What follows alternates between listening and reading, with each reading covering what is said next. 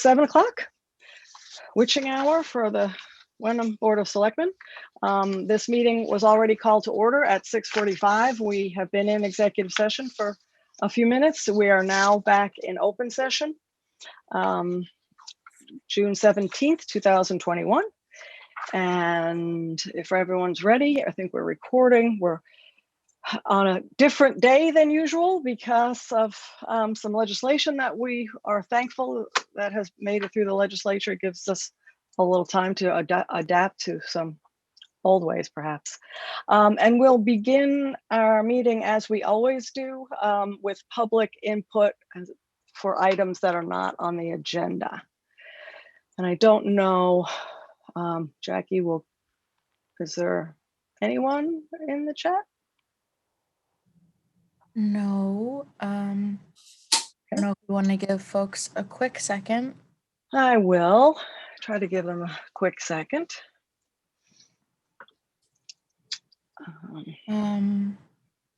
But seeing none at this time. Okay. All right. Slowly moving on in case someone's having slow getting to the input, but if not, we'll move on to the announcements. And as always, Tom has announcements for us. Thank you. Thank you. First announcement, even though today is bright and shiny outside, our rain barrels have arrived. So you can pick them up if you order them on Saturday, June 19th from 8 until noon at our DPW garage at 91 Grapevine Road.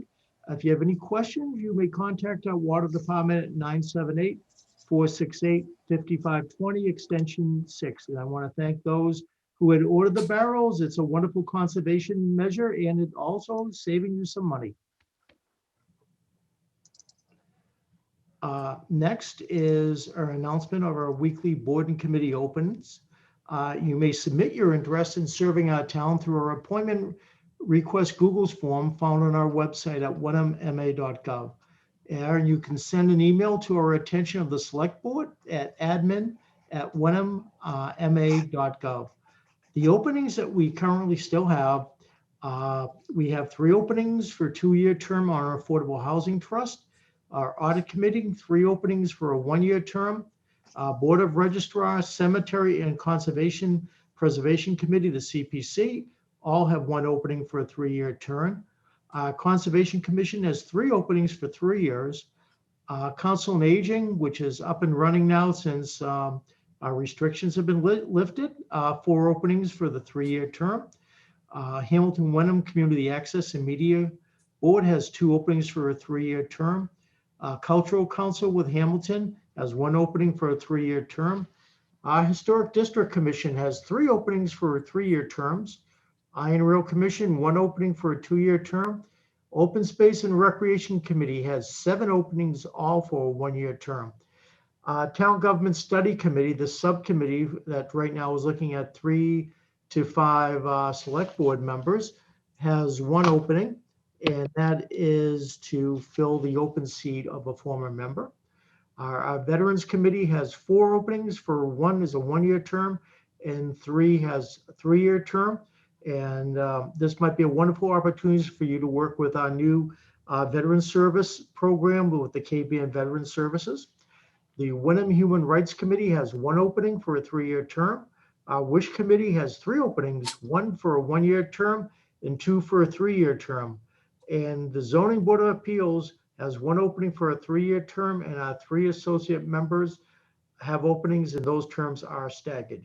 You might find further information at wenhamma.gov/volunteer. Just a comment on that. Thank you to everyone who has sent in letters of interest. I think we will begin doing some of these appointments at the next meeting. And there are still a few openings. And I'm trying to remember, I think we said letters of interest would be, we would stop taking letters of interest pretty soon.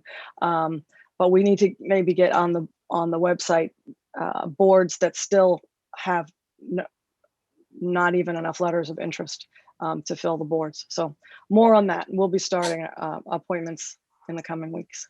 So thank you, Tom, for that. Catherine, Yes, may I jump in and just mention the ones that need additional people?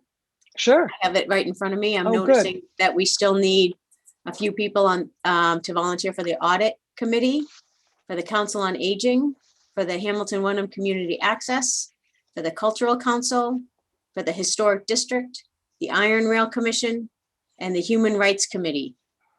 Those, if anyone's interested in getting involved at all, those are definitely some vacancies that we still have.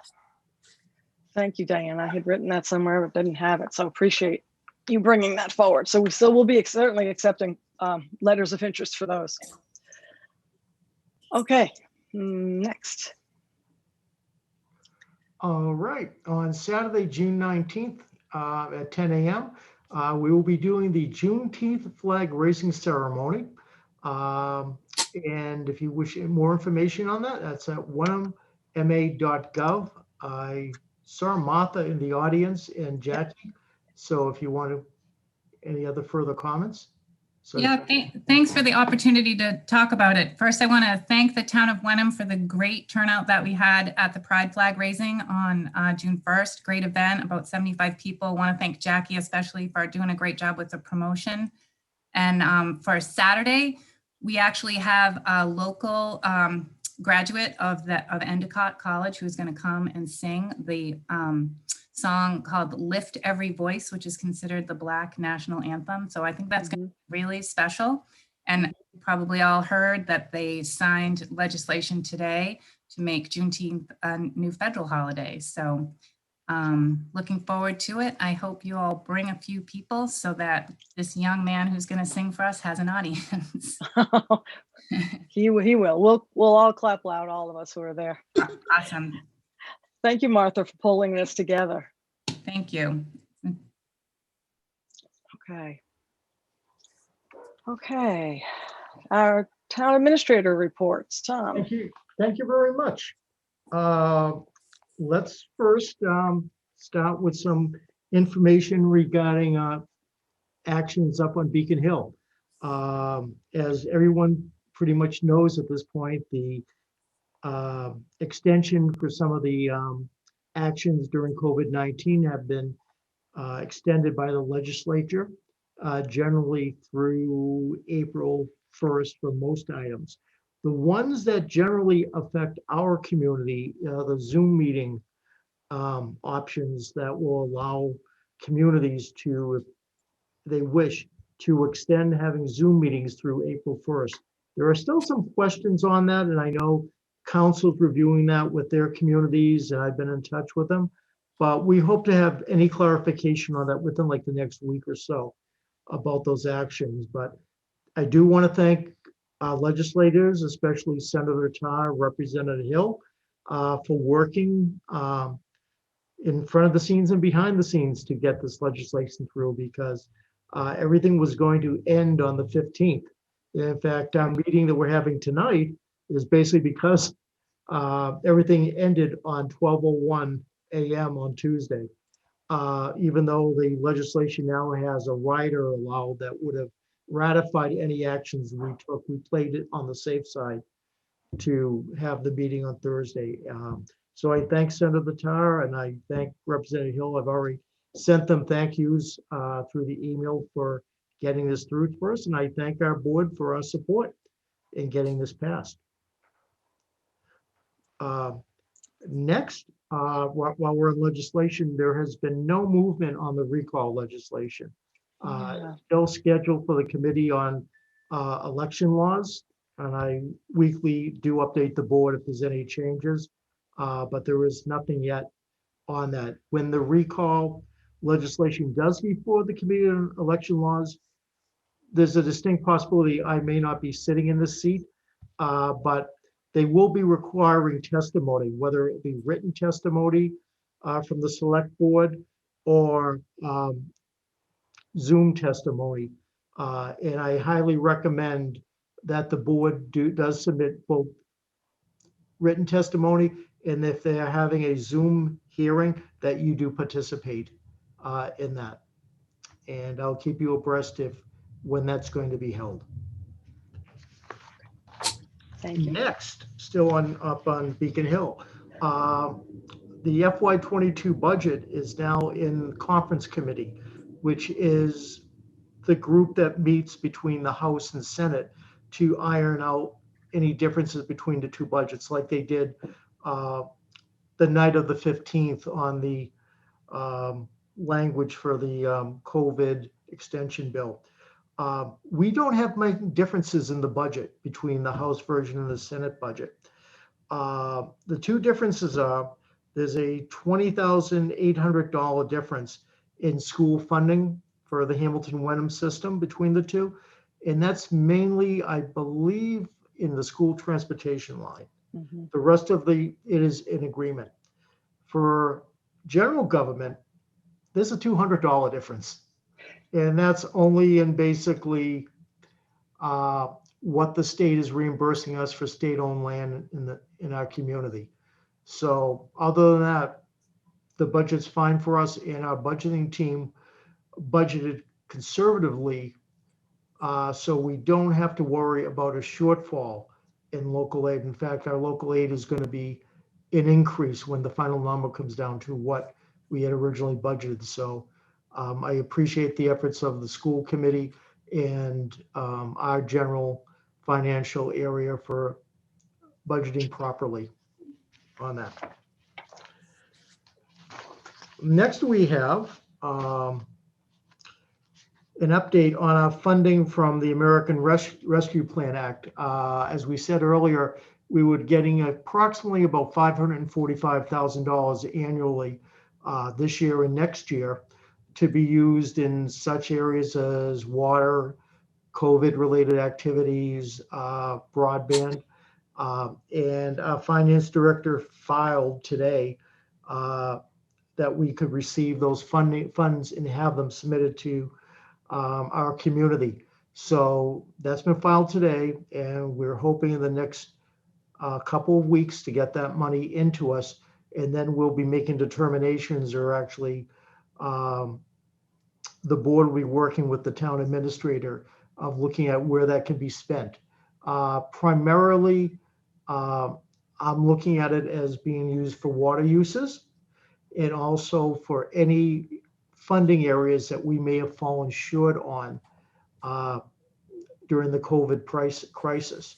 And there's a formula for that. So it's like particularly iron rail, not so sure that it will cover everything, but it should probably cover at least a good portion of that. So once the fundings come in the next couple of weeks, we'll be doing that. And thank you to our finance director for applying.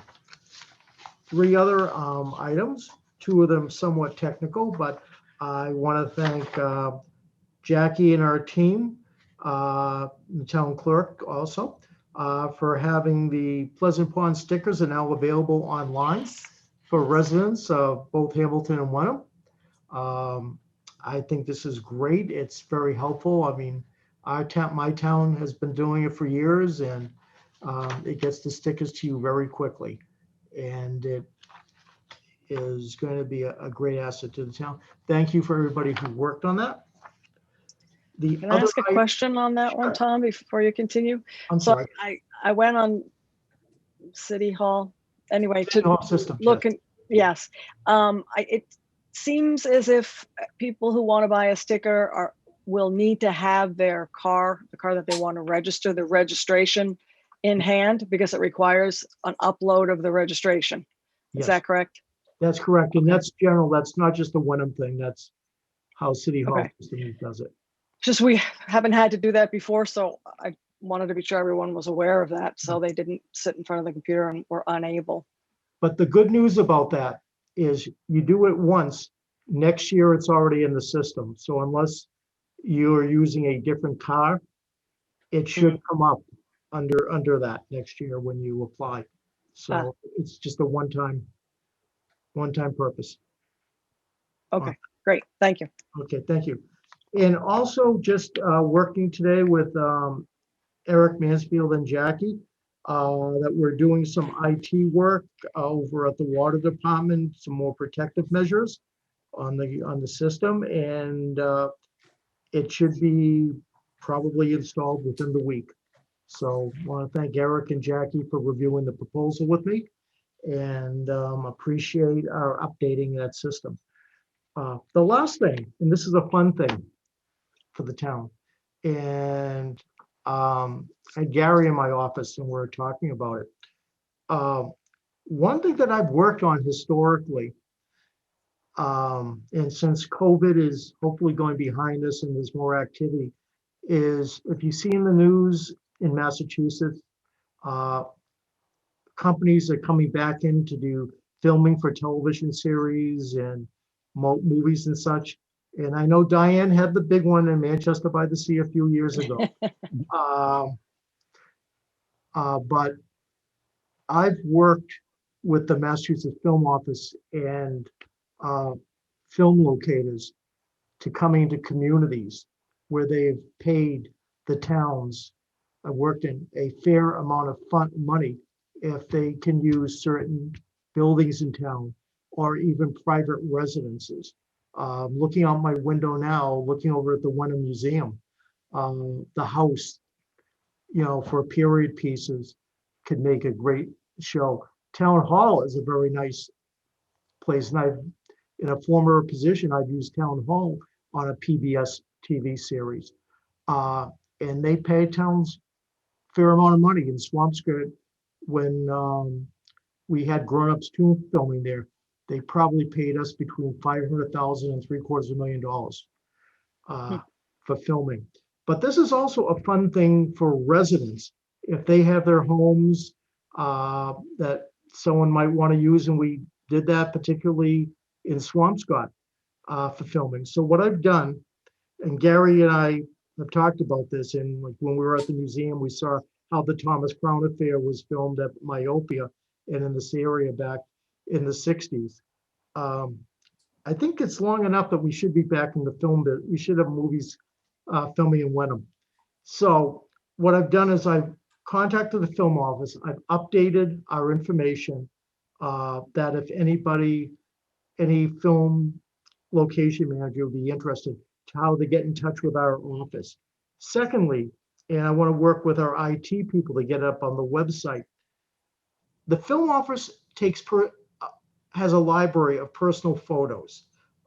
If Catherine was interested in having her home maybe possibly being considered, the resident can have the film office have in the library their particular home. The film office right now only has 2 areas of Wenham in their data bank. One is Pingree Hall, which has a ton of photos.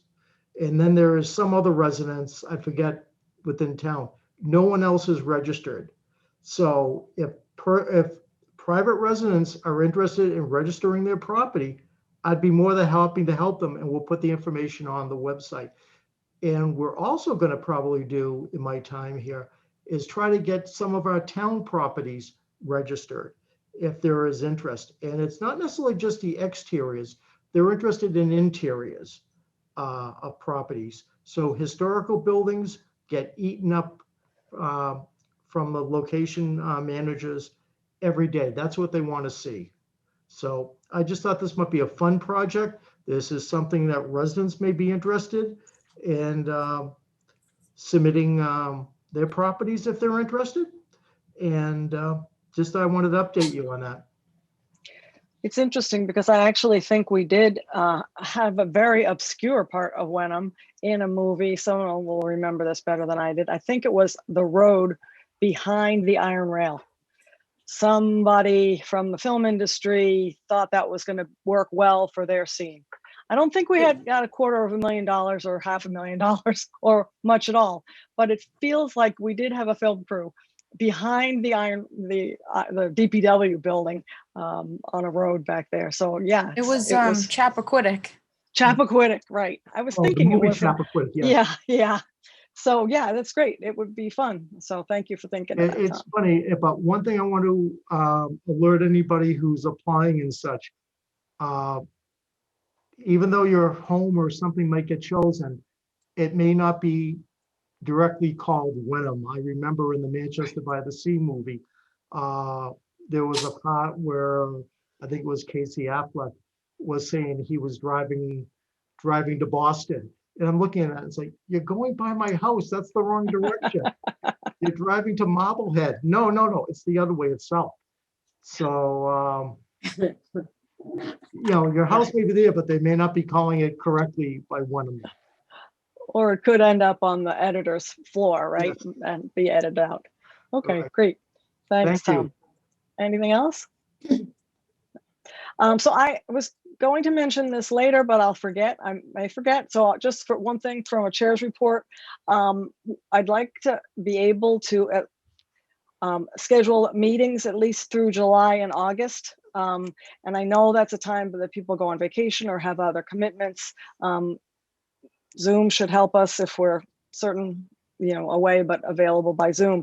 But if Gary and Diane, if you don't mind sending Tom days or weeks that that you're not going to be around, we'll of course try to do, and I'll do the same. We'll try to work around that and schedule our meetings for July and August at least.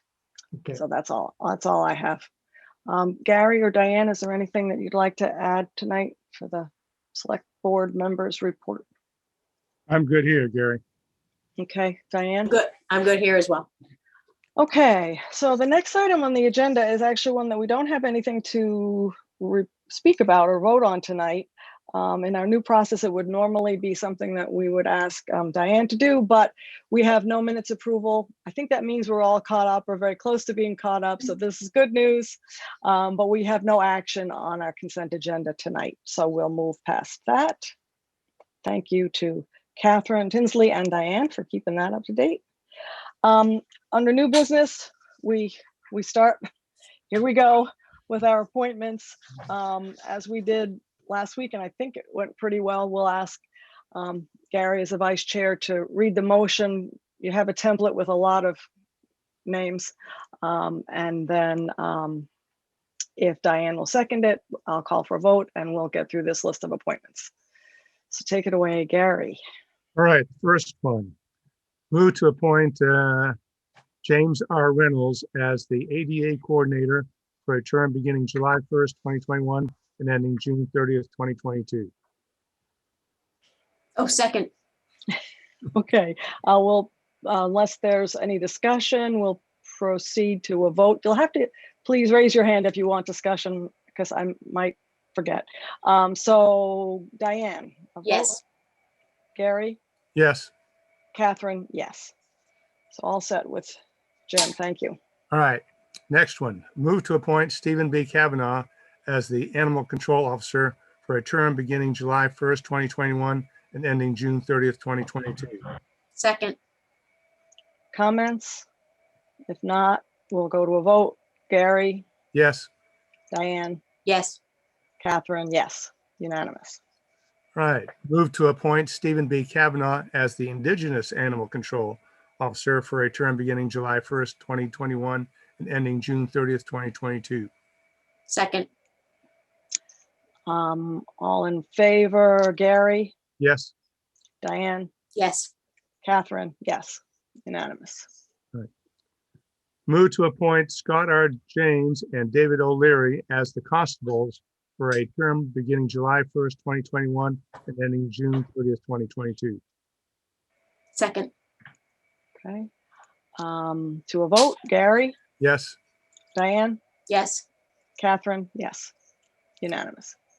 All right, move to appoint Jackie Bresnahan as the Director of Administrative Services for a term beginning July 1st, 2021 and ending June 30th, 2022. Second.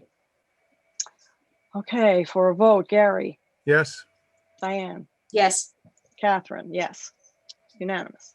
All right, move to appoint Jamie Colon as the Finance Director / Town Accountant for a term beginning July 1st, 2021 and ending June 30th, 2022. Second. And the vote, Gary? Yes. Diane?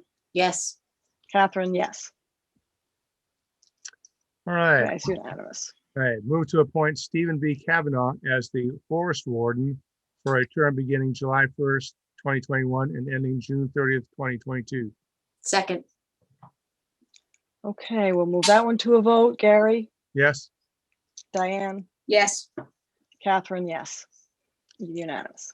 Hey, move to appoint Gay Rowland as the lumber surveyor of and measurer of wood and bark for a term beginning July 1st, 2021 and ending June 30th, 2022. Second. Okay, for a vote, Gary, Yes. Diane, Yes. Catherine, yes. All right, move to Unanimous. appoint Margaret Hoffman as the MAPC representative for a term beginning July 1st, 2021 and ending June 30th, 2022. Second. Moving to a vote unless anyone has a comment or question. Gary, Yes. Diane, Yes. Catherine, yes. Unanimous. All right, move to appoint Winslow Lowry as the Moth Works Superintendent for a term beginning July 1st, 2021 and ending June 30th, 2022. Second. Okay, for a vote, Gary, Yes. Diane, Yes. Catherine, yes. Unanimous. All right, move Everything. to appoint Jamie Cologne as the parking clerk for a term beginning July 1st, 2021 and ending June 30th, 2022. Second. A much coveted position. Moving to a vote, Gary, Yes. Diane, Most definitely. thank you, Jamie. Catherine, yes. All right, move to appoint Trudy Reed as the Records Access Officer for a term beginning July 1st, 2021 and ending June 30th, 2022. Second.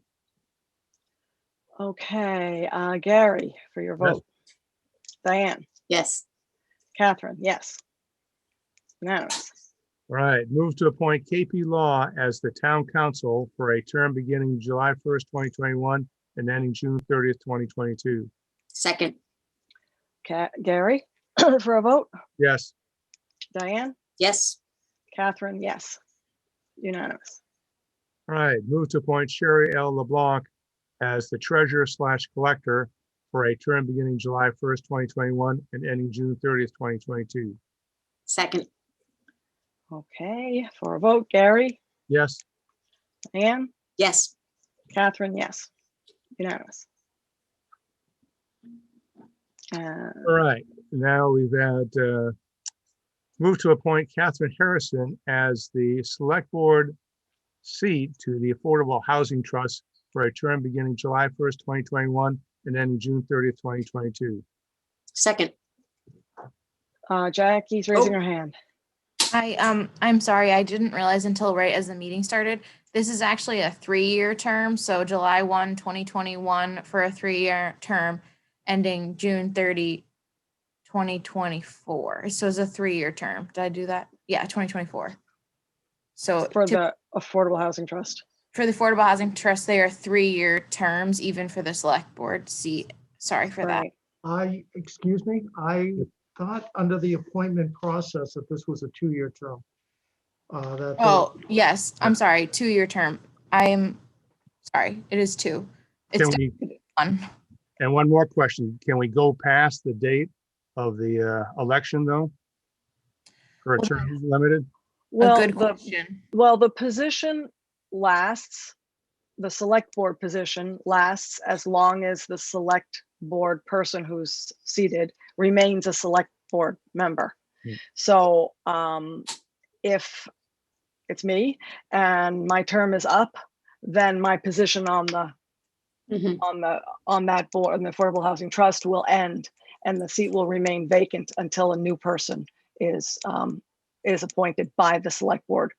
I happen to know this because it's exactly what happened with the last time. Even though the appointment went till June, the election was before that. So it moves with the selectmen. Right. Once I'm no longer a selectman, I'm not on that trust any longer. That makes sense?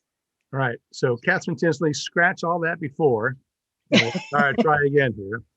Move to appoint Catherine Harrison as the Select Board seat to the Affordable Housing Trust for a term beginning July 1st, 2021 and ending June 30th, 2023. Second.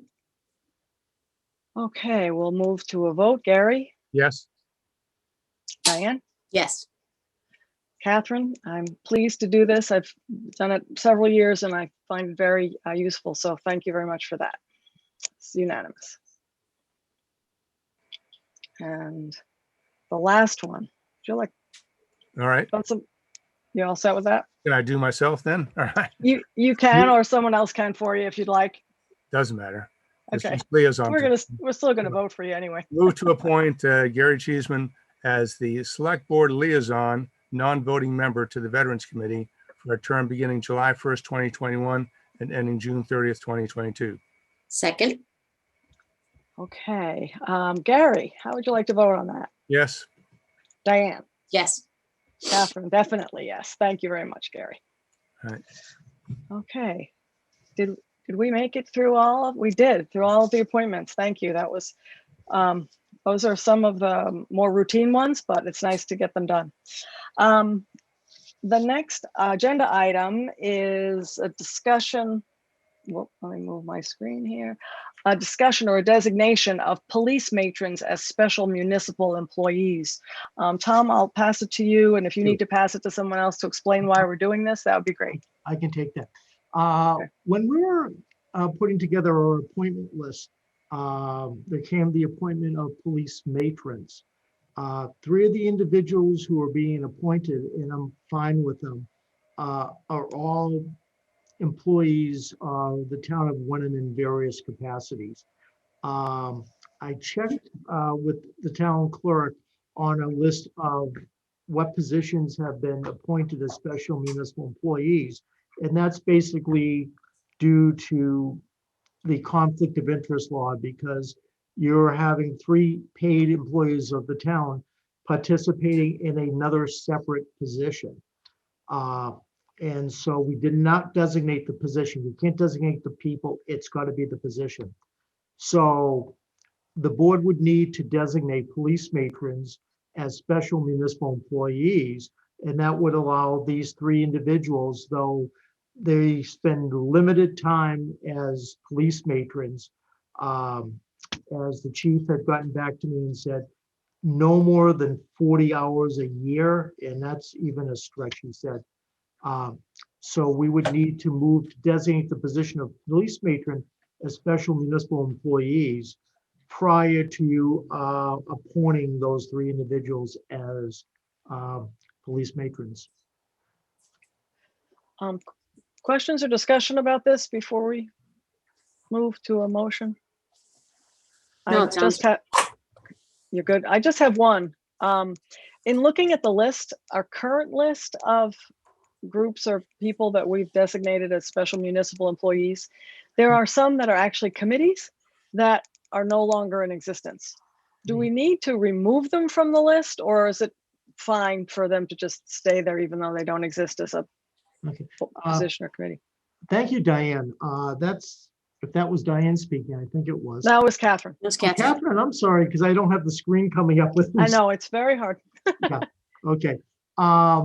Yes, that's actually a good thing to clean up, but that would have to be at a separate time and at a separate meeting. But it's always good if a committee is no longer in existence and if there is no plans on reactivating them to make that motion at a future date.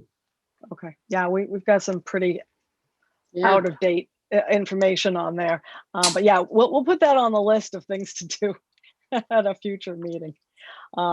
If there's nothing more on this particular situation, Gary, we'll take a motion if that's okay. All right. I move to designate the position of police matron as a special municipal employee as of June 17th, 2021. Second. Okay, assuming no further discussion, I'll proceed to a vote. Gary? Yes. Diane? Yes. Catherine, yes. So we're unanimous on that. Catherine, I have a question. Yes? Is that municipal employee as of June 17th, 2021 have an end date, No, or is it just hang? No. it can, Okay. I'm sorry. That's what I said. That's kind of what I was referring to earlier, because the list that I saw went back many, many years. So it looks like once that group or position is on the list, you're on the list until someone votes till this board or a board of select votes to take you off. Great, thank you. Okay, or that position off. Okay, I think next we have a discussion of the annual block party on Puritan and Mayflower. And Tom, you want to kick that off? I don't know who has the specifics. This is, from what I understand, is a general annual block party at closing Puritan Road and Mayflower Drive. We have both chiefs here. If there's any concerns or issues, closing it from 2 p.m. to 8 p.m. on Saturday, August 28th. Either of the chiefs have any concerns or comments on this particular? Not at all. They've always been very good. They've always kind of kept the road partially open either way. Mhm, And they've been doing this for many years. And they mhm. do a great job. So I have no problem with it. Yeah, so to echo the chief, same thing. They give us the heads up and our patrol guys are aware of it. We very rarely have any issues. Okay. Anyone else have any comments or questions? No. If not, Gary, All right. I guess we'll take a motion. Hey, move to approve the road closure from 2 p.m. to 8 p.m. on Puritan Road and Mayflower Drive on Saturday, August 28th, 2021. Second, Okay, for a vote, Gary, Yes. Diane, yes. and Catherine, yes. This is a longstanding. Actually, I presume they missed last year, but I'm sure they're glad to be able to continue that tradition this year. So that should be all set. Next, we have, this is a kind of few part thing. We're just looking at this tonight, but a discussion, initial feedback, and we need to hopefully set a public hearing date on the town's sexual harassment policy. So Tom, have you got something on this? I would say more to Jackie because she has dealt with this over Okay. the past couple of years as far as the actual policy itself. Okay, Jackie, can you give us some background on where you came up with this? Sure. Good evening. Hi. Thank So you. as we begin this summer, as folks know, we're going back and reviewing a number of our HR policies over the coming few weeks and months. Majority of our policies are still dating to 2002.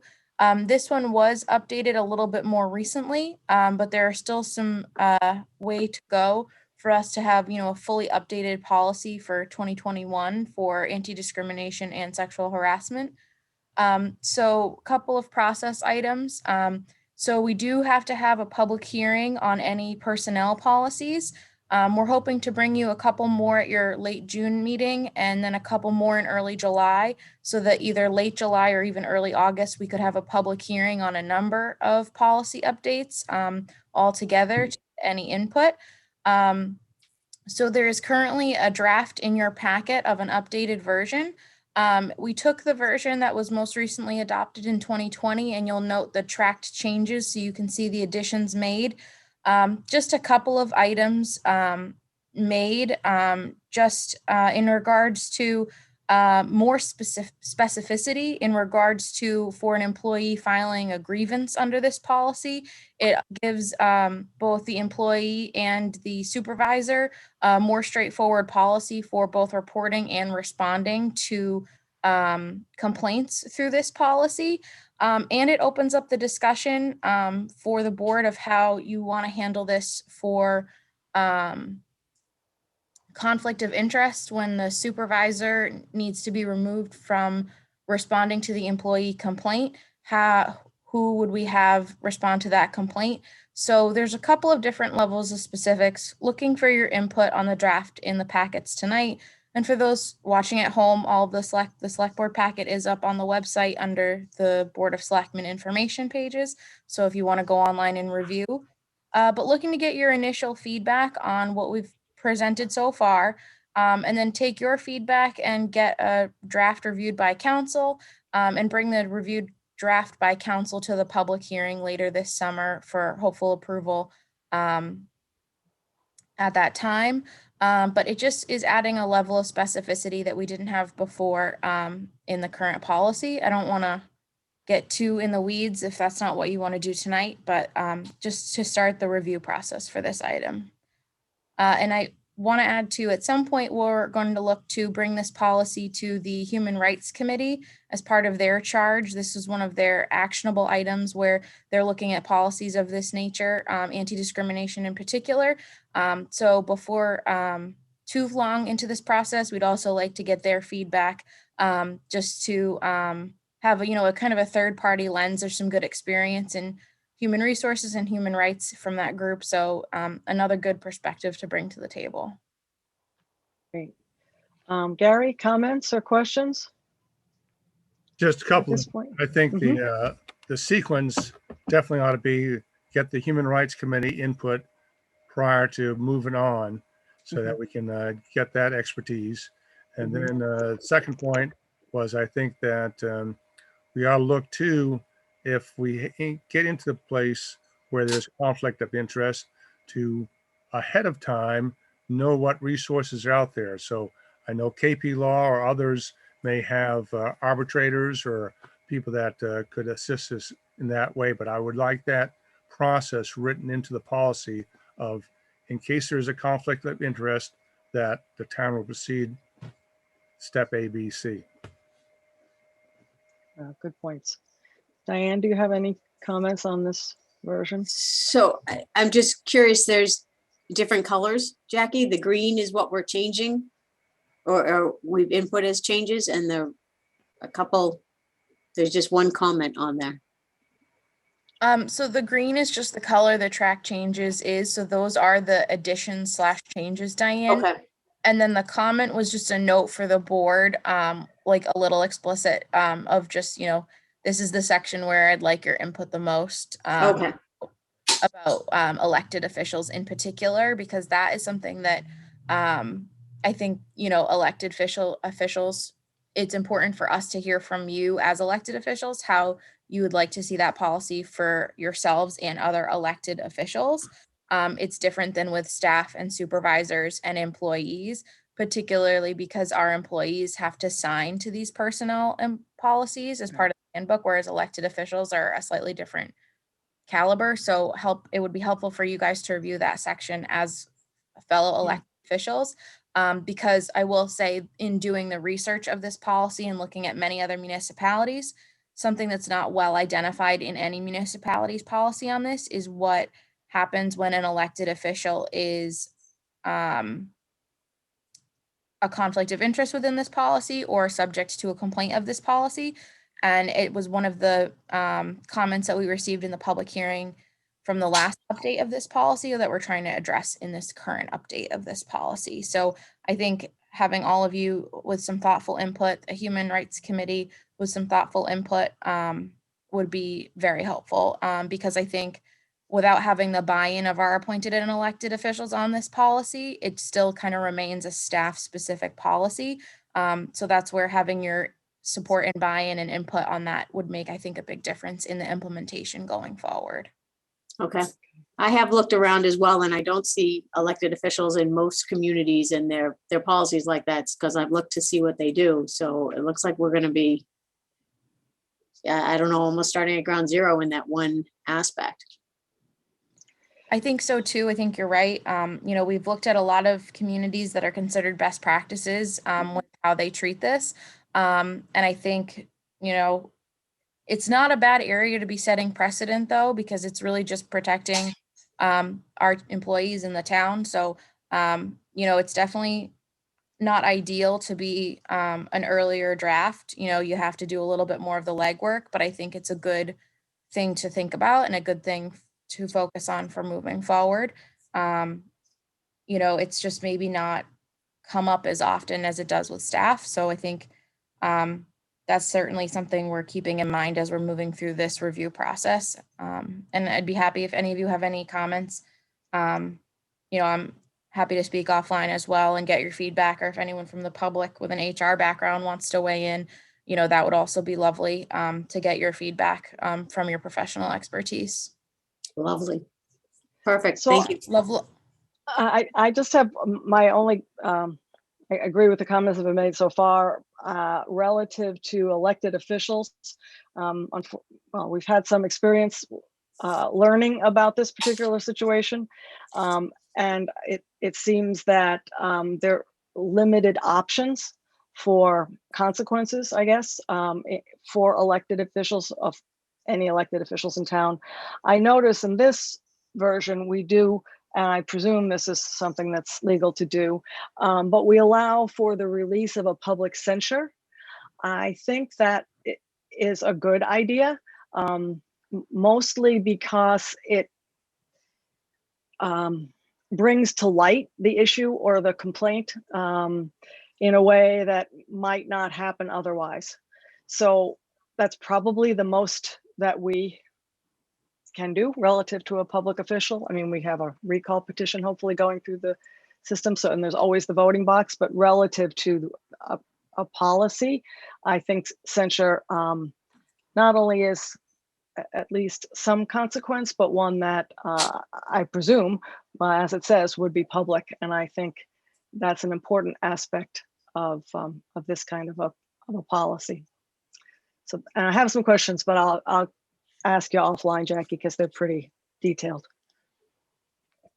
Yeah, I do look. Catherine, to your point, it's a very detailed policy, and it's, you know, an policy. So again, I'm happy to work with folks offline to incorporate feedback prior to going to the Human Rights Committee and then prior to going to council. You know, we really don't try to write things from scratch. We try to borrow from other communities and get, you know, things from council. But I think on this issue in particular, we're also trying to listen to the feedback within the community moving forward. So, you know, definitely a couple of weeks to months long process for this. But this, as well as several other HR policies, you know, coming on July 29th, we're hoping to present an update to the sick bank policy. So we'll have quite a few of these over the course of the summer, some housekeeping. So we look forward to your feedback on a number of HR related items. Okay, that's great. Thank you for putting, I'm sorry. Go ahead, Gary. Yeah, just if Martha Brennan's still in the audience, when's the next Human Rights Committee meeting that they might address this and get back to us? I Don't see her. Martha. I don't see Martha still there. Yeah, I think she's gone. Maybe So somebody probably- could reach out to her. So we've already, It's usually the first Monday of the month. Oh, But I right. think because of the holiday, I think it's going to get bumped to might be the following week. They weren't sure at the last meeting that we had. Okay. Well, Chief DiNapoli, maybe we can ask you to be our liaison on this particular policy, just to make sure that whenever they have a meeting, that work with Jackie and Tom to make sure that they see this policy and get any feedback through you or directly. That'd be great. that okay? Absolutely. then a Okay. question for Jackie. What's the due date for the responses from the 3 individual select board members?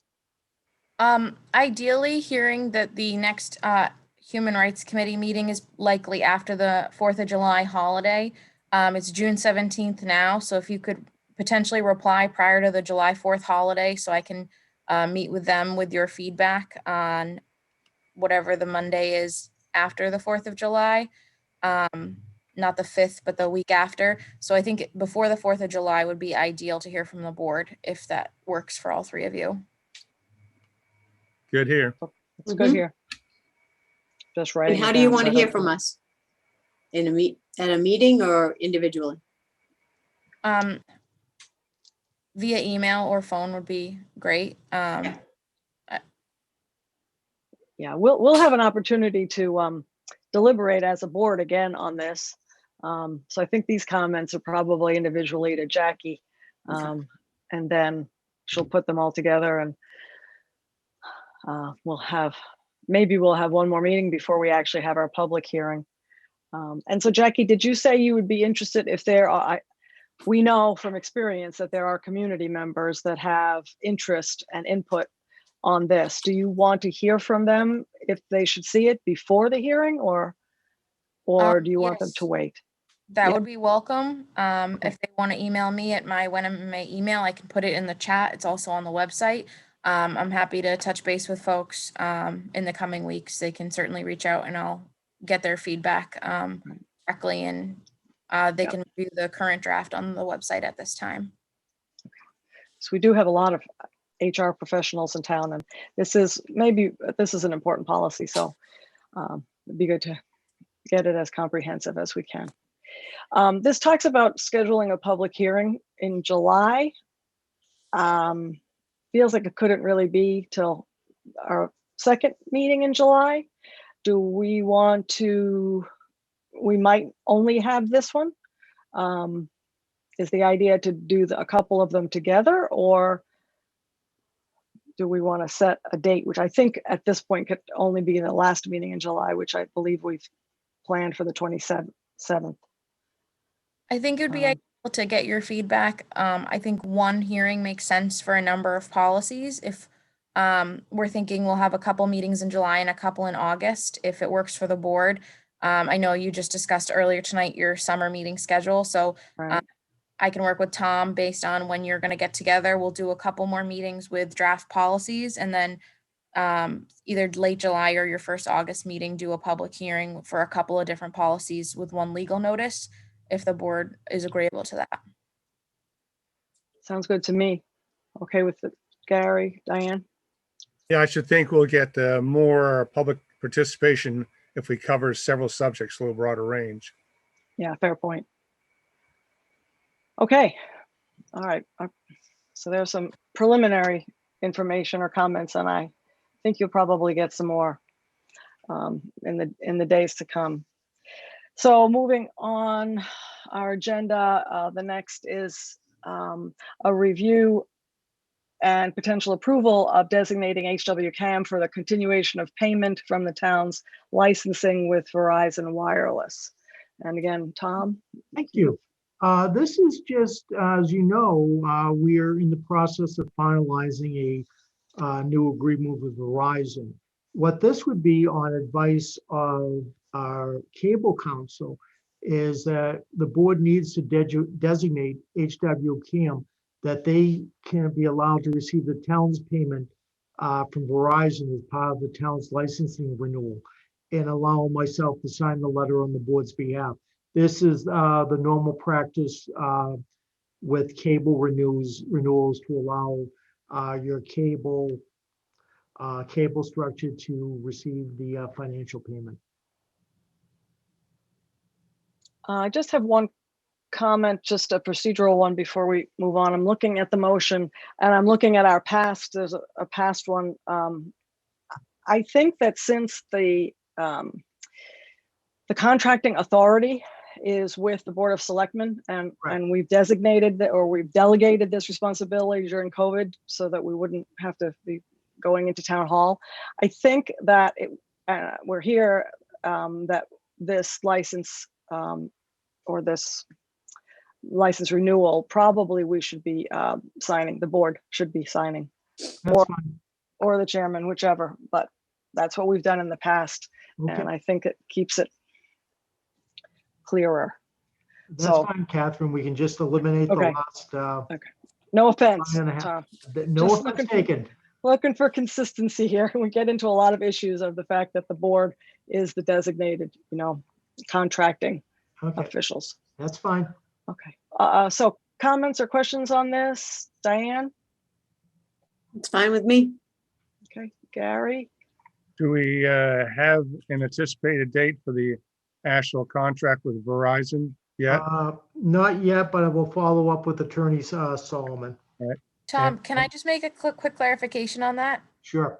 So the license has been issued. This is nothing more than designating HWCAM to receive the payments as part of the licensing you approved a few meetings ago. So Right. the letter in the packet is the same letter we're going to send to Verizon we did for Comcast a few years ago, so that the revenue through this local licensing allows HWCAM to have it's part of its operating budget. So this is just about designating the money from the flow of the license you already approved. Got it. The license has been done. This is just the money side. An important point, I'm sure, for HWCAM, because I'm sure they would like to get the money directly. All right. If there are no other comments, questions, take a motion. Right, I move to issue a letter to Verizon Wireless designating that HWCAM received the town's payment from Verizon Wireless as part of the town's licensing renewal. Second, Okay, we'll move to a vote. Gary, Yes, Diane, yes. Catherine, yes. Okay, that's unanimous. Okay, so next we have a presentation from Tom on a retainer proposal from town council. So Yeah. please, Tom. Thank you, Catherine.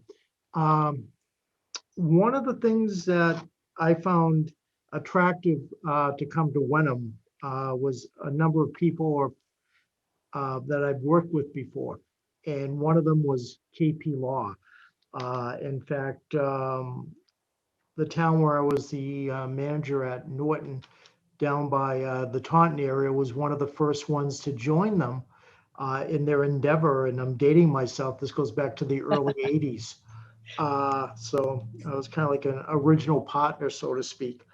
And one thing we have done in my work with KP Law over the years, we've generally, in a lot of cases, had retainer proposals versus an hourly rate. And that is twofold. One is to be a savings to the town. And another way is to improve services. So the reason it's coming to the board in June versus earlier is Gary and I discussed this earlier, and we had received this, but we only had one member of the board. So the board could not at that time act upon this. What this proposal would do be basically for most of your general services, you would pay an annual rate. So right now we are currently paying $190 an hour. And that's literally for, whatever service you call up, they review a contract, they do some drafting, it's $190 an hour.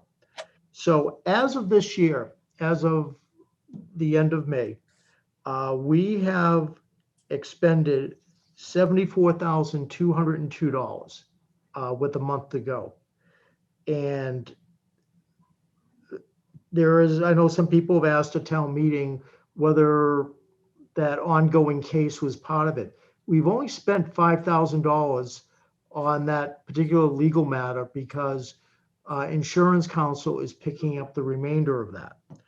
So right now for 11 months, we've spent $74,202.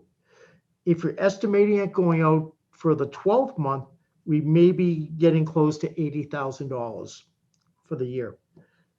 The retainer proposal is $42,000 for the year.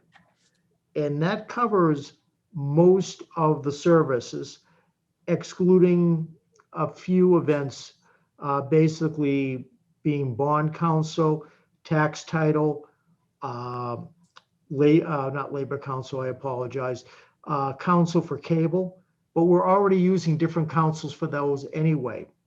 So right now, 42,000 covers them for literally most of the year, for everything. It also includes meetings that they have at town hall on general things such as pre-meetings for both special and annual town meetings. I've generally held that with KP Law in the past, in that they've actually come out, now it might be a Zoom meeting, but they've generally held those meetings as part of the package. And this is what that's including. It's also including a training seminar for our departments annually, which I don't believe we've had in recent years. And I think this is an excellent savings for the community. It also, in a way, unless we overly use it, I know we have department heads are very frugal. They think of how much they expend. But I see Chief Kavanaugh sitting on the top of my window screen there.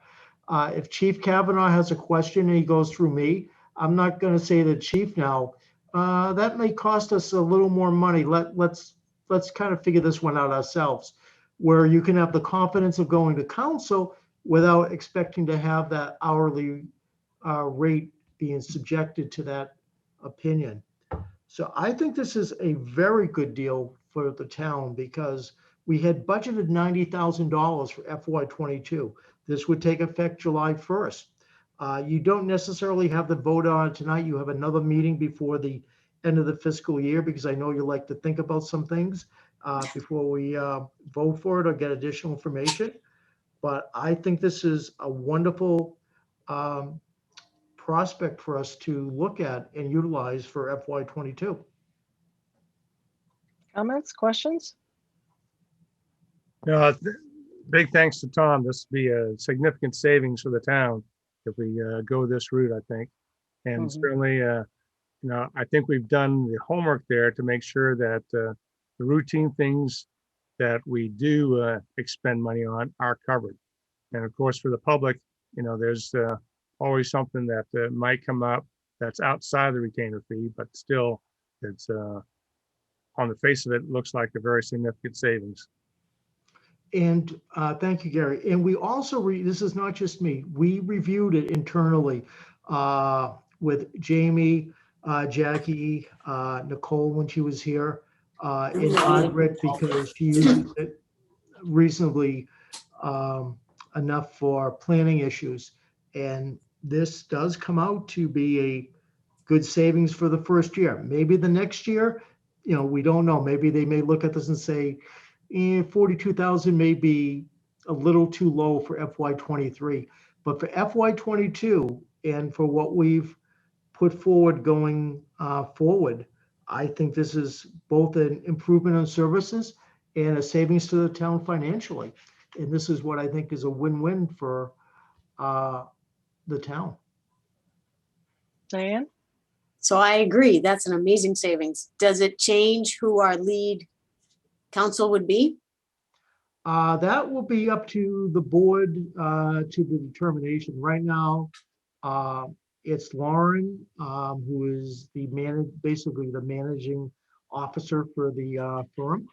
But I think that would be up to the board and Lauren to have that discussion if you wish. I just have one question. It's a sort of an apples to apples question. Sure. So the retainer does seem to cover most of everything that we would spend for legal. But are we saying that the $42,000 that's proposed for the retainer for next year would cover the same things that the $80,000 that we think we're going to spend this year? Do you know what I mean? Predominantly, if there is a legal action against the town and our insurance carrier is not covering that, no, that would not cover it, but you would be at basically the same rate as you would have been paying under your regular agreement. Jackie, but did you have something? I do want to clarify though that I just don't want to count our chickens before we hatch, because while that $42,000 number is a lot lower than what we've budgeted for fiscal '22, one thing that I just like to keep saying out loud, just as we need to remember it. So we have 3 out of our 4 collective bargaining units coming up in fiscal '22. So that is going to be a legal cost for the town as we go through all of those contracts.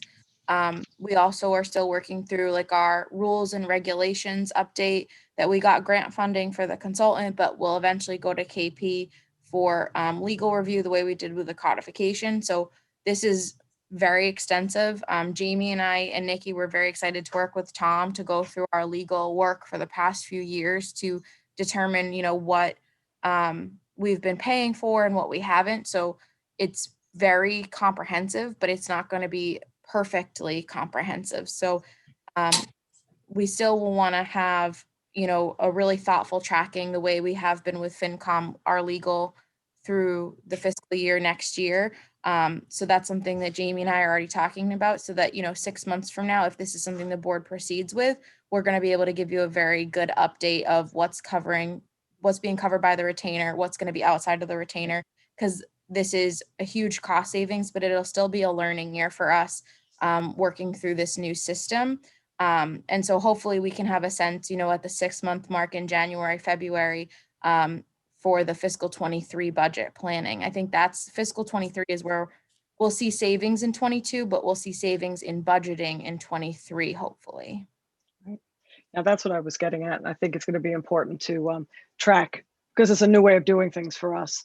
So to track how much of that we're doing would actually have been covered by the retainer. But on its surface, it certainly seems like it was bound to be a savings and sort of simplify things as well. I presume they would still, KP would still provide us with a record of everything that they've done for us. Yes, Okay, they that's generally do, and then you'll have a not applicable next to it. right. Okay. Any other questions about this for now? Okay, so I think perhaps at our next meeting, if we think of any questions between now and the next meeting, please ask Tom. Okay. And if you don't have anything, we'll bring it up at our next meeting and hopefully be able to vote on it then. Sounds good. Okay. Okay. Now what do we have? So, well, this last on our new business. So the next thing on our agenda, and I think I'll tell you, it's review and potential approval of a town administrator contract for Ryan Ferrara. Since this is a contract with the selectmen, I will acknowledge at the offset and thank Tom very much for all the work he's done to sort of liaise between. But Gary, if you don't mind, I think it would be great for you to sort of introduce us or give it a tiny bit of background before you make the motion. All right. So as you know, a couple of meetings ago, we selected Ryan Ferrara as a prospective town administrator. Since that time, there's been contract negotiations back and forth. The contract's gone to KP Law for legal review. And as Catherine says, big thank you to Tom for kind of heading this all up and getting the contract done. But my understanding is, as of today, that both parties are in agreement and that the final contract offer that the town made has been accepted by Ryan. And we're looking for a start date of 6th July of coming up here pretty soon. Right. Comments, Diane, or? I don't, I'm very excited. Yeah, I am too. I'm glad to have this. This is always, I guess, an awkward phase. It's kind of like a preteen phase, awkward phase of transitioning from one town administrator to another. But it's great to have this contract negotiation behind us, and glad to hope that we'll look forward to seeing Ryan in July, assuming we approve this motion. That whenever you're ready, Gary. All right. I should never assume anything, right? So I move to appoint Ryan Ferrara as town administrator, effective no earlier than July 6, 2021 through June 30th, 2024, with an annual base salary of $139,909, and hereby authorize the select board to sign his employment contract. I second that.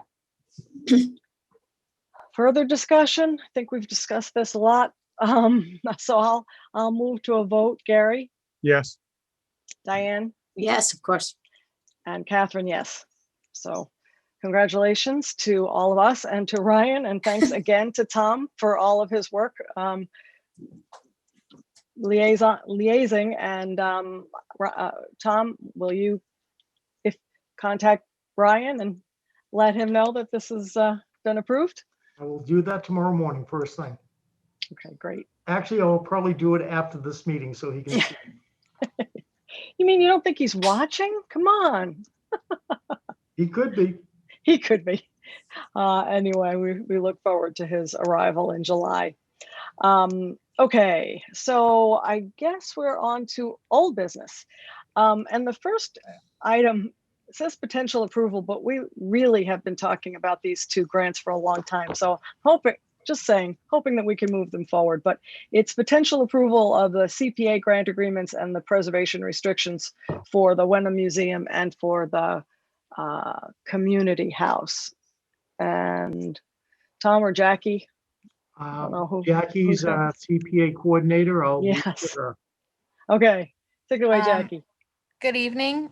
So the grant agreements in your packet tonight for both the Wenham Museum and the Community House are ready to go. You'll see the email from Kristen Noon. The Wenham Museum has voted on both of these documents already, their board of directors. So the Wenham Museum grant agreement and historic preservation agreement are both ready to be approved as presented. I've been working with Melissa Elmer at the Community House.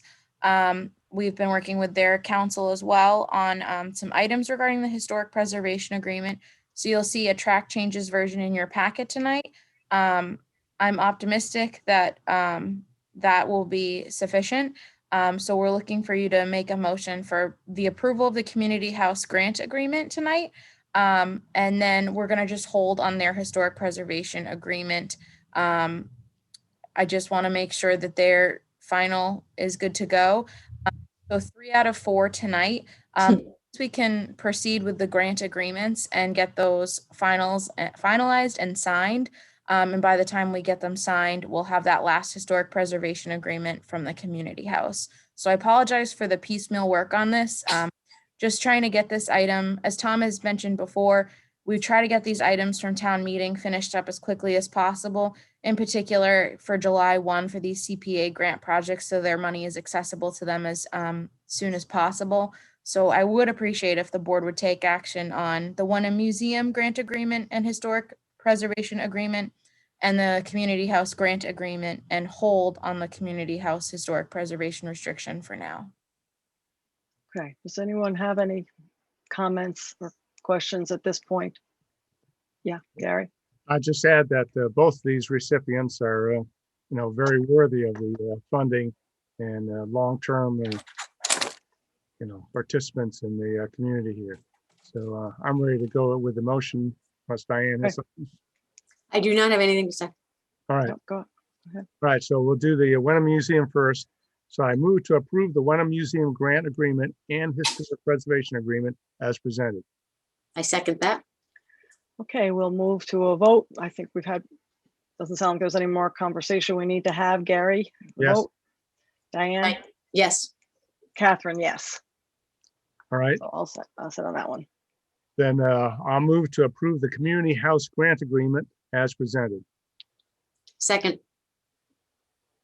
Okay, Gary for a vote. Yes. Diane? Yes.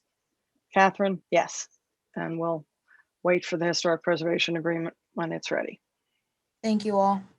Okay, thank you. I know these are a lot of work. And actually, it seems like a long time, but I feel as if I've been involved in some grant agreements that have taken a great deal longer. So I think we're doing okay. Okay, what do we have next? Another update from Tom, this one on DPW/water structure. I think folks know that we have a retirement coming up in our DPW, and so some conversation about updates and structure. Go ahead, Tom. Thank you. Thank you, Catherine. First, I just did notify Ryan. Real time. If he opens his mail, he'll know he's all set there. Yes, I've been working on some background work on this right now with some other communities and structural issues, and I'm intending to be getting in touch with the chair of the water commissioners and Eric beginning of next week with some of the information I have. So I'm working on that internally. So just want to keep the board up to date on that. Great. Okay, is that all on that one? Okay. Okay. So we have, well, let me back up a second. I think, you don't have to change the slide. I think that we also talked about, that when we get a little further along on this DPW water structure, that the staff will gather some research and some options, and then at the point in time where we have some data and some ideas, and staff and Tom all work on it, that we in the future are thinking about a committee adding a few people to a committee that would help with this. But we're a little bit of ways away from that. There's sort of a bit of internal work that needs to be done before we're really ready for that. So I just wanted to add that. Okay, now we can move on to the next one. Sorry. So moving to our policies. We have a first draft in our packet of an appointment policy, and tonight a review and a potential approval. I have some comments, but I'll wait. Gary, do you have any input? So we have a first draft, and thank you for that. Jackie, I think. Maybe, do we need any background on this, on the changes that we have already in the packet? I think there's only been one change to the What existing was the one policy. change? Jackie, correct me. It was having to do with how people should put in their letters of interest. Actually, so there's a couple changes. Okay, If you don't mind, I can go over them. fine. Do want to acknowledge that I did meet with Gary, and I've incorporated some changes from him. And I also worked with our town hall intern for the summer, James Gowdy. He helped with this policy and the next, as well as the work on the sexual harassment policy update for the HR policy. So I just want to acknowledge James's good work and research and helping with these. So James? of things. First off, right now our policy is not very clear, and there's 3 ways to submit, and we have people submitting all 3 ways, which is not very conducive to efficiency. So we've really iterated that there's only one way you need to submit, either through the Google form on our website or by snail mail if you need technology assistance. So that is a change. A really good change that came from Gary is the applications being due by May 31st every year to allow the select board time to appoint interested volunteers in June. That gives us enough time from our usual town meeting timeline to reach out to our incumbents, gauge their interest in reapplying, check all of the paperwork, and get some advertising out to the public for May so we can get those letters of interest in so that we can be, the goal being to appoint in June. So that's a really good change. We also have added this paragraph regarding the appointments being made at the sole discretion of the select board, looking for input from other boards and commissions. And there is some italices there if there were other criteria that the board wanted to include. And then lastly, something we didn't have in the old policy that we do have in the new policy that Gary had really written out well in his draft was the notification of appointment process. That's good just for the order of operations for whoever's working out of the TA office and the town clerk's office. So that just kind of codifies that process for us moving forward. So folks who are going to be involved know what the next steps are going to be, because as I'm sure Catherine Tinsley would agree to testify to you with me, getting folks in to get sworn in before they begin their committee work is a thankless challenge, and I'm sure Diane is well aware of that as well, of getting folks to get sworn in. And then lastly, Gary and I did talk about this based on his draft, and we ended up coming up with this later. Applicants who are unsuccessful will likely be referred to other vacancies on boards, commissions, and committees. Sometimes we do see boards that get a lot of interest, they're very popular, and boards that really do not get the attention they may deserve despite their importance. So the goal was that if there's someone who does not get placed on a board because of too many people for spots on the board they're interested in, we would work with them to find another home for them on a different board or committee, so that, we don't, the goal, the word that we were using was inclusivity. We want to be as inclusive to people as possible. We want to encourage as many people as possible. So if someone doesn't get the board that they're looking for because of a plethora of applicants, hopefully we could entice them to one of our boards that's still in need of some support. So those are the few changes from the last version for your review. Okay, thank you. Other comments? Diane, did you have I did. other additions I or did. comments? So I had a couple things on the notification of appointments. You're missing the step that always seemed to get lost before. The notification of appointments should be made from the TA's office to the town clerk's office. And then the town clerk office notifies the candidates. And all that other stuff makes sense, but that's the piece that seems to get lost. Also, Thank you, Diane. the successful candidates. I don't like that word there. And I don't, because I don't like the unsuccessful candidates. So it's, or applicants. Do you know what if they're not successful or unsuccessful, they're either Right. appointed or not. I had chosen and unchosen, and that didn't feel great either. I would just say new or reappointed.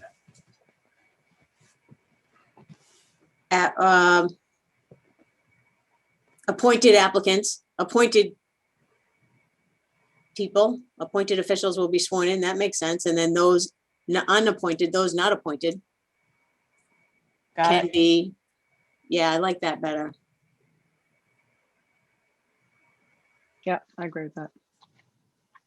And my Okay. only other point was the italicized, the other criteria for appointment process could be added here at our discretion. I'm hoping that that criteria is not going to be very narrow. I'd like it to stay open. Mhm. Okay. Anything else, Diane? No, nothing else for me. Gary, you've had some input, but do you have more? Anything else you'd like to add to this? No, I think that we've got to make sure that the appointment process throughout is a very positive experience for the applicant. So, Mhm. yeah, I think we made it easy, simple to apply, that the select board can ask the committees for positive feedback if you want. And with Diane's word change there, I think that's an improvement too. So I think that, we want to get applicants, and if we have a surplus on one committee, we ought to make sure that we offer up other options to them. Okay. So this is a particular area of interest of mine. I just have a couple of comments. One of them has to do, I completely agree with simplifying the application process, like one method. And I think that most people find the online Google Docs version pretty easy to use. The one shortcoming I find with that appointment request form is that there's no easy way to upload information. So I think it actually says, if you'd like to send in a resume or further information, it almost asks for a separate step in the process that we have now. And it would be great, and I have no idea if this is easy or hard or can be changed or not, but it would be great if in that appointment request form, there was the ability to upload a document. So if I were filling in my name and some few spaces, and I had a resume, that I could upload it directly into that document and it would all be in one place, if that's possible. If not, I think it is. Yeah. Can I ask a clarification? Yep. Are you looking for this kind of software where you upload the resume and it autofills those sections, or just an area to upload an actual document by itself? Just, well, I guess what I'm saying is, we're trying to say, is that I'm looking for it. Currently, I think that we say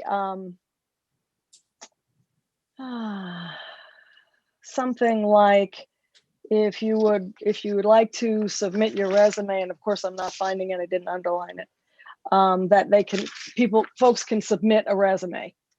But it sounds like in order to, you are welcome to email a letter of interest, cover letter, or resume if applicable. So it sounds like when you're reading this, and maybe the form itself, not the policy, that there are two steps. I think a lot more people are wanting to write a little bit more about their qualifications, if not a full resume. But it would be great if there's the ability to literally just upload a document. Do you see what I mean? Yep. Again, if we can do that, if that's possible. I think that's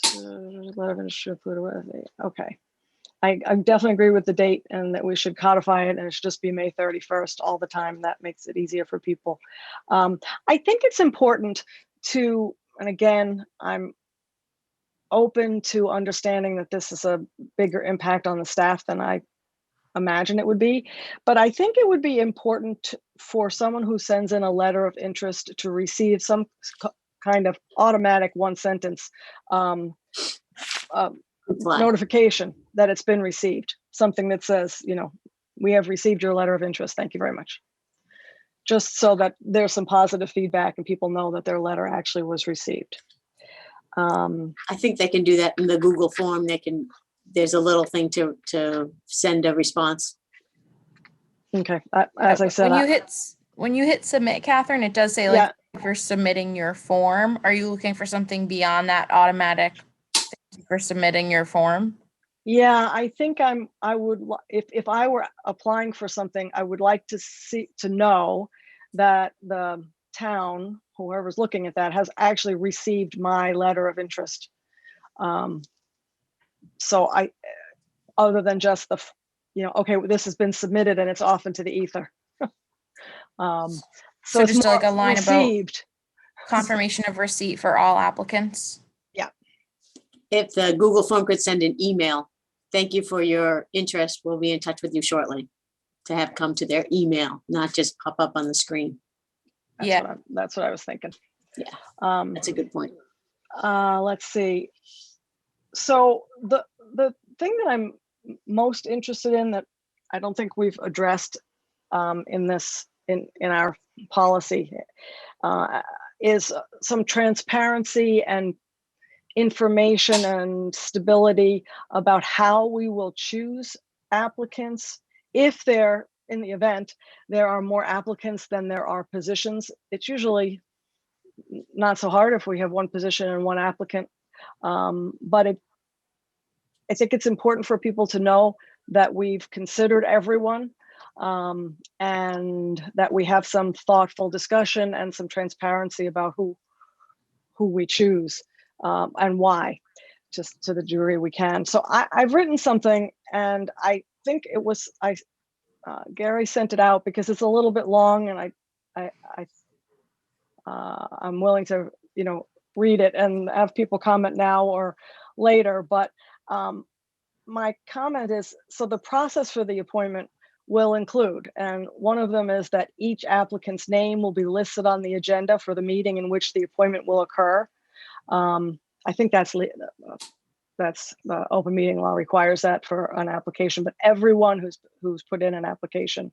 And oftentimes I hear from people who didn't know that their appointment had already occurred. So it would be, I think, useful to notify the applicant of the date of the meeting in which their appointment will or will not occur. And for inclusiveness, as we did with the town administrator, I think it worked well. And to your point of inclusive, Jackie, I would recommend that the board enter all of the applicants that are interested into nomination at the point that we're ready to vote. And then each select board member has an opportunity to speak about each candidate and then vote. And, if there's one person, that's easy. If there are multiple people, then, it kind of goes down the list. One who gets the most vote, the second most votes. But it allows everyone to see everyone who has applied, and it gives us the opportunity to speak to why we think our first or second choices. And I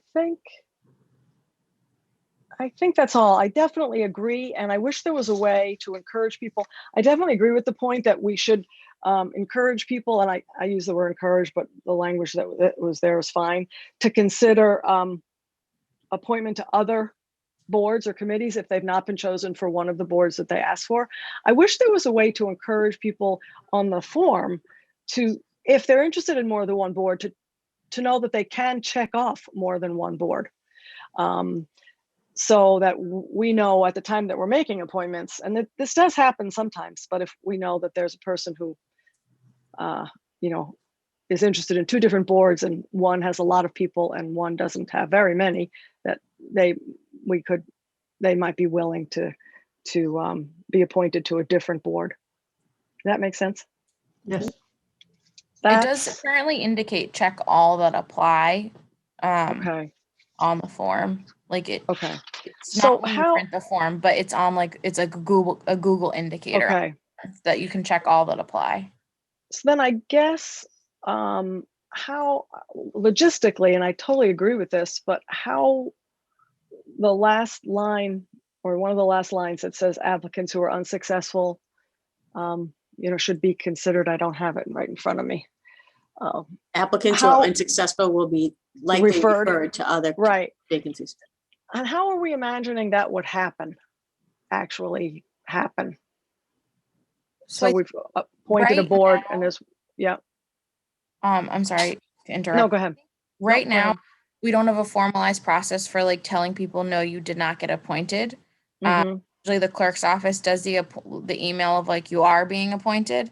But we don't do an email saying you have not been appointed. Nikki may have been doing these, but it's not something that it's formal in this process. So that's something that, to your point, we can add, applicants not selected will get an email letting them know the other committees available if they're interested. So we can That'd just be great. then. Look, I think that would be great. Give people a real concrete opportunity to think about another committee. So those are my additions, just more at the end of how we actually do the. Catherine, Ms. Harrison, sorry. Catherine's fine. I guess fine. I know. I'm used to calling chair. I know. It's my Okay, mother-in-law, okay. Historically, what's worked and everything that the board's reviewing right now does create a successful appointment process. Couple of things that you had made note of and I've had experience with. It is very important not just to notify the successful candidates, but the ones who aren't. Because I've seen some communities where they haven't done that, and it has caused frustration within the community of not knowing what is going on. I know it's always been the practice of my team to send out, in fact, generally the next day, send an email out, and also saying we will keep your application on file for 3 years. If you are interested in anything else, please contact us. So they feel that the window, that they know what's happened. Also, the fact of putting all the names in nomination is a great way to have transparency. So the public does know how the board is feeling and who has applied and what the board is looking for, at least the current board, regarding membership. So I think that's a great idea. It's a little more time consuming, but it does help you along the way for transparency. And for the most cases, it's only in June, unless you have a vacancy sometime during the full year. So I think all those recommendations are very worthwhile. Okay, thank you. If I might suggest, I think that we should have an approved policy in place before we choose or appoint boards that have more applicants than our positions. But because we're making changes sort of as we go, I think we still have a fair number of positions or boards that only have enough people who have sent in a letter of interest to fill the open positions. So I'm going to make a suggestion and ask the rest of the board if they're okay with that. I'm going to ask Jackie if she would, unless there's something that someone disagrees with in any of this at this point, but update this with the comments that we've all made tonight for approval at our next meeting. But I think there are a number of boards that only have as many applicants as there are positions. So my point is we could continue our appointments at the next meeting, even without this full appointment policy, in my mind, if we limit it to the appointments that are either routine or that don't have more people than there are positions. Does that work for folks? Yes, I think so. Just taking a quick look at Jackie's list, I think right now the Housing Trust and the FinCom, which is on its separate process, are the only, ones that we have surplus candidates on. Right. I thought there was one more, but that's probably right. Well, the ZBA, but you have the alternative for, Right. Yeah. Right. So I So think it yeah, looks like, at least, 5, 10, at least the first dozen we can get done. Sign agree to the process first thing on the next meeting, and then go into the, at least for the first dozen or so. yeah. Get Because those- the changes in the policy for the substantive changes, I guess, are at the back end of the policy. We've already gotten the applications. We've used our previous policy for that, and we're not going to change that at this point for this year. Right. So if that makes sense, Jackie, would that be okay to have? I think you can have that together for a hopefully votable version of the policy for our next meeting. Yes, I just have one point of order. Certainly. When usually we do appointments and then new business and then old business, do you want old business first before appointments for June 29th? Oh, so that we can approve well, I think for June 29th, if we're only going to appoint two boards that only have the correct the number of people that there are openings, the changes that we've made are not that applicable there. And we could informally do that. Or we could do old business first and If the board wanted to, it's an option. I'm just saying it out loud. You don't have to decide tonight, but okay. no doubt in my mind, we'll have this ready for your next meeting on Okay. 29th. Well, let's play that by ear just a little bit and we'll decide. But in any event, it looks like we can probably handle most of this list one way or another, and we should be able to approve this policy next time. Has been a goal, a personal goal for the select board of mine for a number of years. So I'm very excited to have a really comprehensive and thoughtful policy that we'll have codified and be able to follow. Okay, anything more on that? Coming down to the end here. So the next one is the first draft of an annual calendar. And this is taking our process a little out of order, but I have a question on this before we even start. So I totally agree in looking at this with the need for a sort of a codified, maybe not week by week calendar, but seasonal calendar. But I wonder if we should make a distinction, and this is actually a suggestion Jackie made some time ago, but I wonder if we should make a distinction between select board policies and sort of, I don't know what they would be called, but town administrator office policies. So when we're putting together agendas, everyone knows when things happen, but I don't know, this doesn't feel like a select board policy, this calendar idea. It doesn't feel like it fits exactly with the other kinds of policies that we're talking about. But Gary, you put all this stuff together and I'm sure you were thoughtful about it. So I'd just be interested in your opinion on that. I think what we really need with the earlier first draft, basically says the select board policy ought to say that we will have an annual calendar. And then, as you say, the second layer to that is, or the second paragraph says, the town administrator will maintain a seasonal or monthly schedule of routine and, every annual event. So I think, for the select board policy book, it should just say there will be an annual calendar, and then turn it over to the town administrator to fill in the list as we have in the packet tonight. I understand. That makes a whole lot of sense. Does that work for you, Diane? So I see this, the calendar as kind of a manual for the Wenham Select Board, as opposed to a policy, or even, I just think of it's more as a manual. This gives us exactly what we're supposed to be doing when we do it. And then attached to that would be our policies or processes of how we do everything. I don't know. Vacation. Yeah. So we were Jackie. off the list that Gary had provided us, and I think this year in particular, I think, so I've been here for a long time at this point, so I'm gonna just say this. So I think for this year, it was a more challenging year because Gary was a new selectman, and then all of a sudden there was a lot to do for one person.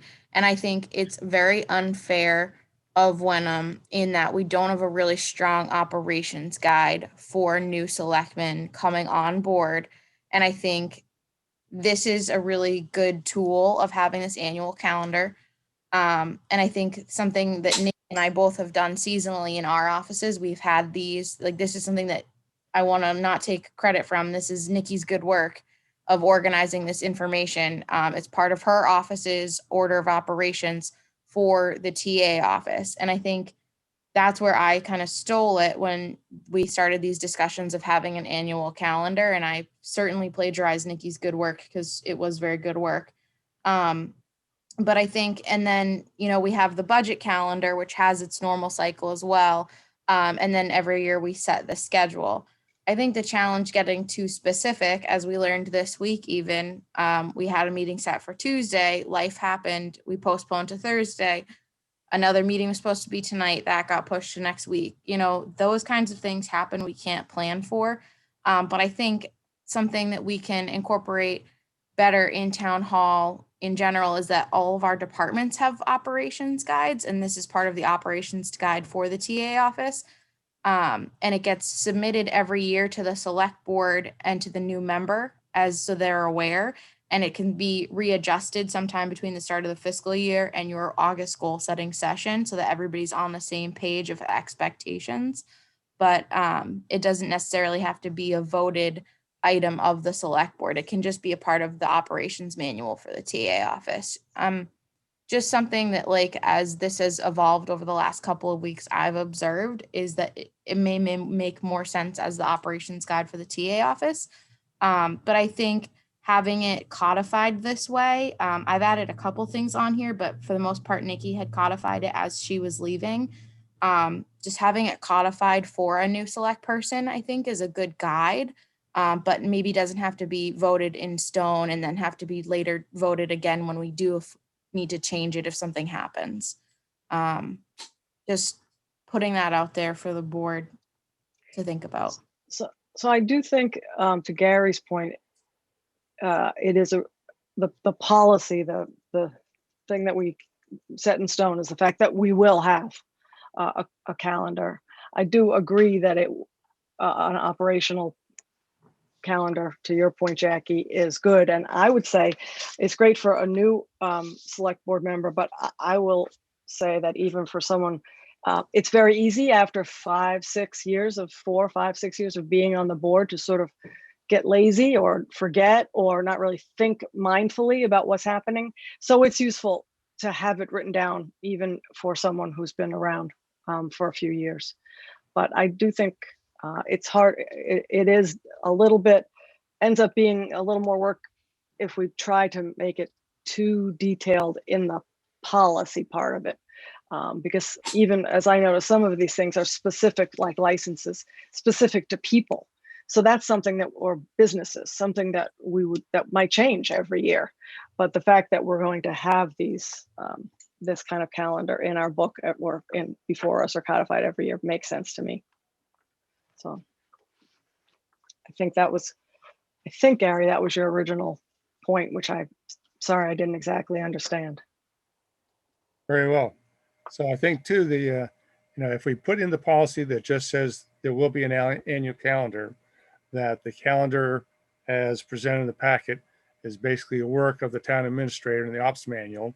And I think that will help us too, as it ties into, whoever eventually does the work to do the bi-weekly agendas. This is the broad base starting point, and then they can get into the details on the agendas. Right, because there are certain things that have deadlines. I mean, a lot of the agenda items are what happens, what comes up, but there are certain things that we do have deadlines that need to be done in certain months or certain times of the year. So, okay. All right. Are we good with that? If I so, ask a point of order. sure. So we'll just come back next time with, I'm going to directly quote what Gary said about we'll have an annual calendar. We'll set it between the start of the fiscal year.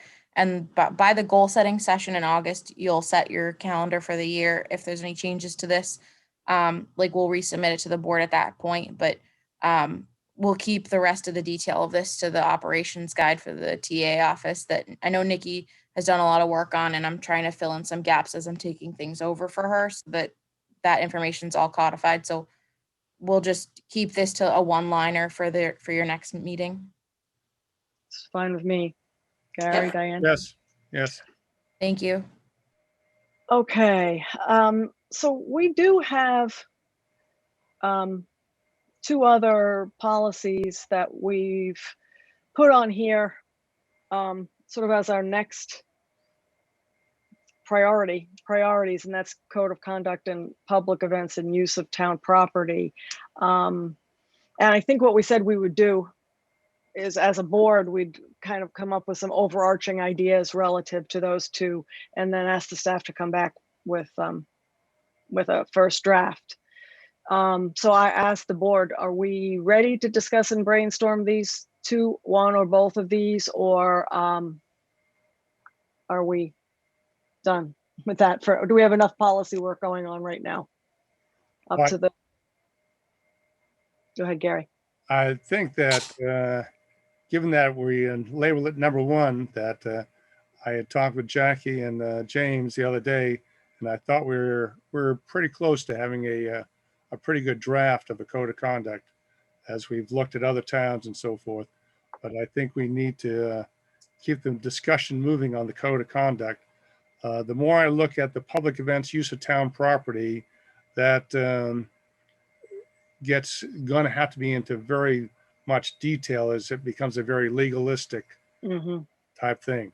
So I think we'll keep working on 11 I can, but I think maybe Jackie has some input as to when we might have that draft for number one.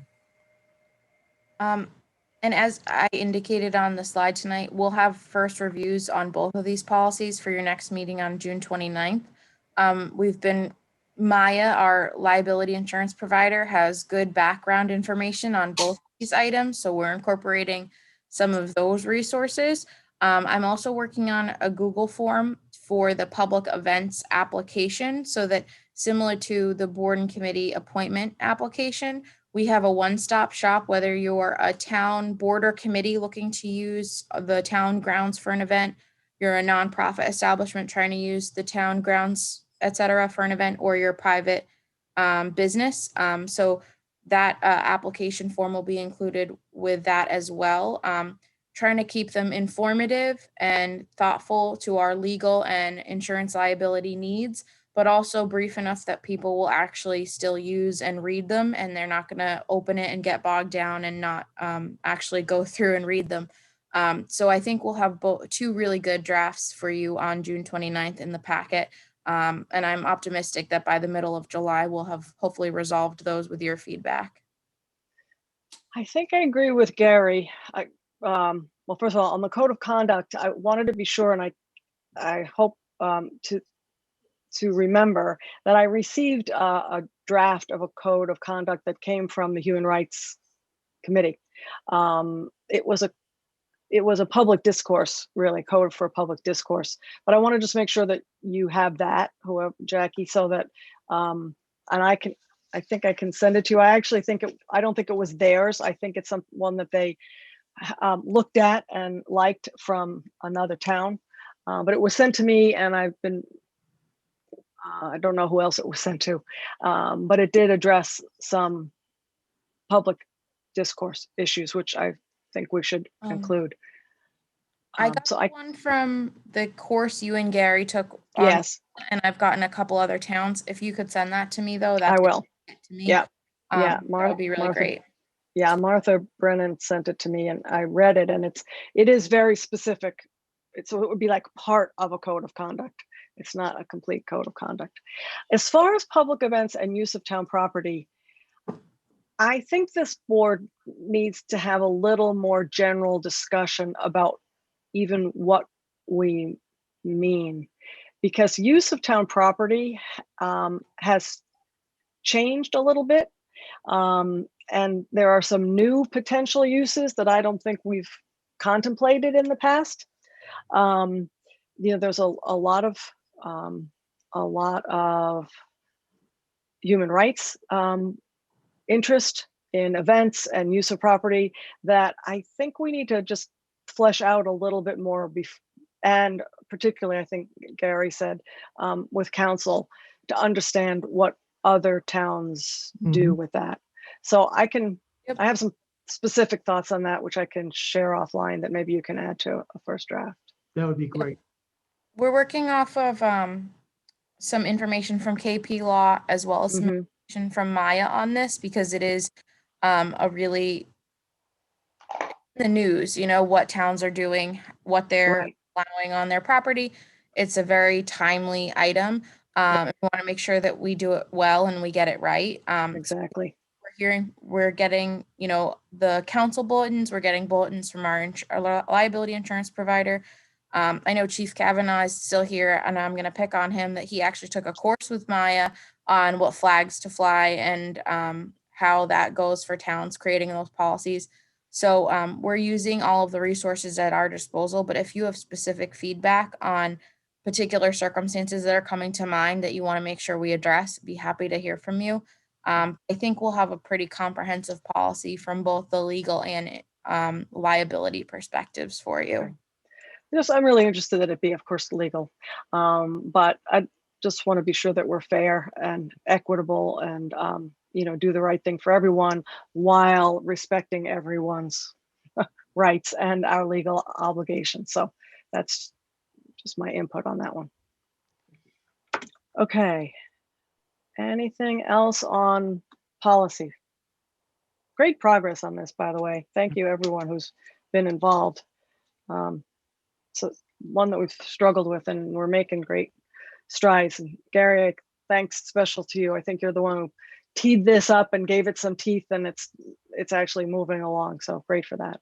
Thank you. Thank you. So other matters that have not been anticipated, the only one I'll just remind folks, if within the next, by the middle of next week, I guess, so that it can possibly be contemplated in our next agenda. If you can identify any days, and we'll just talk about July and August, that you may know that you have commitments on a Tuesday or a week that you might not be around.